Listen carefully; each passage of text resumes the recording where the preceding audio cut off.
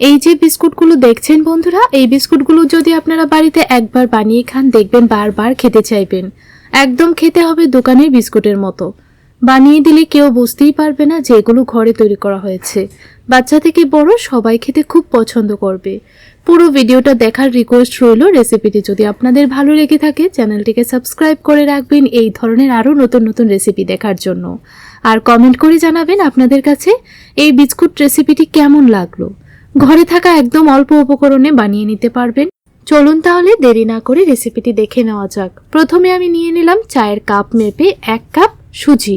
এখানে কিন্তু চিকন দানার সুজিটাই নিতে হবে, মোটা দানার সুজিটা নিলে কিন্তু বিস্কুটগুলো খুব ভালো হবে না। তো দেখুন একটা কাপ মেপে সবগুলো উপকরণ নিয়ে নিচ্ছি। আপনারা যে কোনো বাটি, কাপ বা মেজারিং কাপ মেপে নিয়ে নিতে পারেন। বাটির মধ্যে ঢেলে দিলাম সুজিটা, তারপর সেম কাপ মেপে 1 কাপ দিয়ে দিলাম ময়দা। ময়দার পরিবর্তে আটাও ব্যবহার করতে পারবেন। আর দিয়ে দিচ্ছি প্রায় হাফ কাপের মতো বাদামের গুঁড়ো। আমি বাদামকে হালকা ভেজে নিয়ে এরকম আধ ভাঙ্গা করে গুঁড়ো করে দিয়ে দিলাম। এইভাবে গুঁড়োটা করে দিলে বিস্কুটগুলো খেতে আরও বেশি ভালো লাগবে। প্রায় 3 টেবিলস্পুন দিয়ে দিলাম চিনি, আর 2 টেবিলস্পুন দিয়ে দিচ্ছি সাদা তেল। সাদা তেল না দিয়ে আপনারা ঘিটাও ব্যবহার করতে পারবেন। এখন খুব ভালো করে হাত দিয়ে ঘষে ঘষে মেখে নিতে হবে। ময়ানটা যত ভালো করে দেবেন বিস্কুটগুলো কিন্তু ততই মুচমুচে হবে। এই দেখুন ঠিক এইরকমভাবে মিশিয়ে নিতে হবে। আর যখন দেখবেন ভালো করে মেশানো হয়েছে তখন এই মিশ্রণটা একদম দানা দানা একটা ভাব চলে আসবে। তো ভালোভাবে মিশিয়ে নেবার পর এখন সামান্য একটু জল দিয়ে একটা টাইট ডো বানিয়ে নেব। প্রথমে খুব বেশি জল দেবেন না, অল্প জল দিয়ে ডোটা বানিয়ে নেবেন। কারণ ডোটা যদি খুব বেশি সফট হয়ে যায় তাহলে কিন্তু বিস্কুটগুলো খেতে ভালো লাগবে না। এখন এই মিশ্রণটাকে রেখে দেব 10 মিনিটের জন্য। 10 মিনিট পর কিচেন স্ল্যাবের উপর ডোটাকে দেখুন নিয়ে নিলাম এরকম লম্বা রোলের মতো করে, তারপর এরকম 4 কোণা চ্যাপ্টা করে দিয়েছি।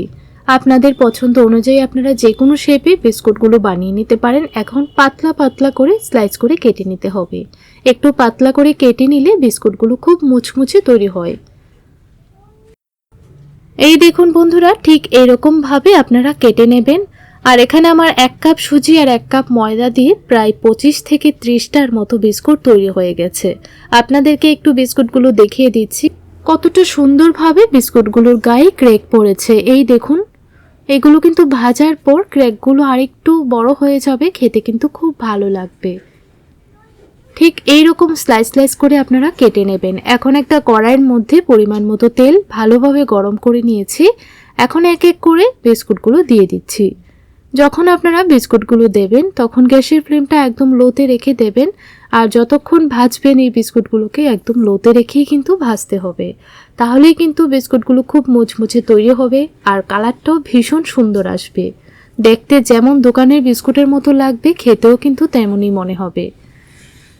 এইভাবে আপনারা বানিয়ে কিন্তু প্রায় 1 মাস পর্যন্ত স্টোর করেও রেখে খেতে পারবেন। একটা এয়ারটাইট বয়ামের মধ্যে রেখে দেবেন, দেখবেন একদম খারাপ হবে না। তো কিছুক্ষণ উল্টিয়ে পাল্টিয়ে ভালোভাবে ভেজে নিয়েছিলাম। দেখুন কালারটা কত সুন্দর এসেছে। আর প্রথম ব্যাচের বিস্কুটগুলো ভাজতে আমার প্রায় 7 থেকে 8 মিনিটের মতো সময় লেগেছে। পুরোটা সময় কিন্তু আপনারা গ্যাসের ফ্লেমটা একদম লোতে রেখে ভাজবেন, তাহলেই দেখবেন খুব সুন্দর একটা কালার চলে আসবে। এই দেখুন প্রায় 8 মিনিট পর বিস্কুটগুলোকে তেল ছেঁকে নামিয়ে নিলাম। বাকিগুলো একই রকমভাবে ভেজে নেব। তো দেখুন বন্ধুরা, বাকিগুলো ভেজে নামিয়ে নিলাম। এখন একটা প্লেটের মধ্যে সার্ভ করে নিচ্ছি। আপনাদের কাছে এই বিস্কুট রেসিপিটা কেমন লাগলো কমেন্ট করে জানাতে ভুলবেন না। রেসিপিটা দেখে যদি ভালো লেগে থাকে চ্যানেলটিকে অবশ্যই সাবস্ক্রাইব করে রাখবেন এই ধরনের আরও নতুন নতুন রেসিপি দেখার জন্য। তো এখন আপনাদেরকে ভেঙেও দেখিয়ে দিচ্ছি কতটা মুচমুচে হয়েছে।